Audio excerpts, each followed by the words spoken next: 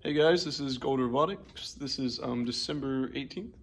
So yeah, we'll get to Bobby's butt. Let's see what we got. All right, so I will show y'all. So this is the new drivetrain. This here is not permanent. That's just there because we tested it out and stuff.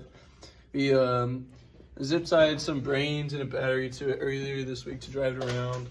But pretty much what we did was do a 6-motor drivetrain. So last time we checked in, I had one side of the 6-motor drivetrain, and we had the grippy wheels in the middle, like the flat wheels, and not all Omnis because we wanted to stay straight and stuff.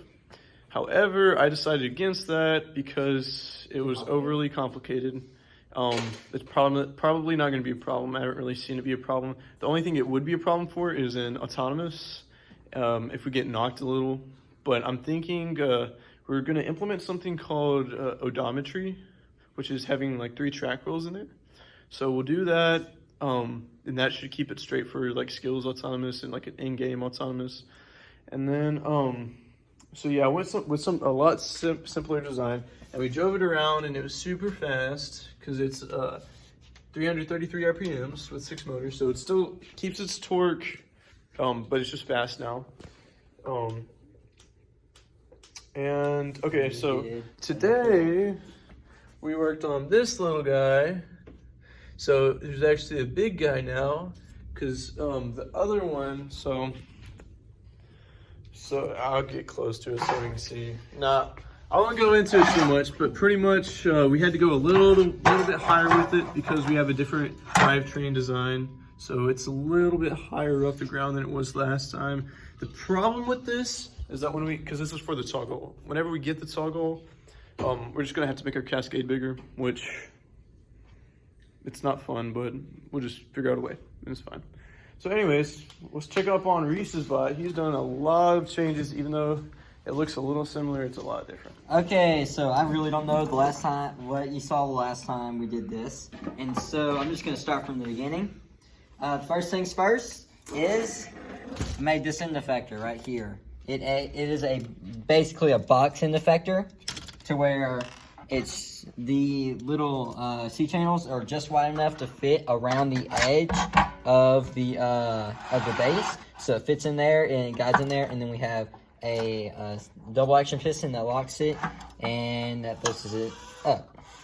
I have the 4-bar like made. It's not really all connected and strong yet, because I'm planning on adding a sideways conveyor belt down the middle, right behind my what's it called? My end effector. So I couldn't add any bars here or any supporting stuff because I have to save room for that eventually. And because of that, I went on to my next 4-bar that I'm doing. So my first plan was to build something very similar to Bobby's. But then Bobby said he had to cut his frame to do it, and that it was very difficult. I ended up cutting my frame and then not needing to cut my frame. Yeah, so. But it's way too tall for what I'm planning on doing.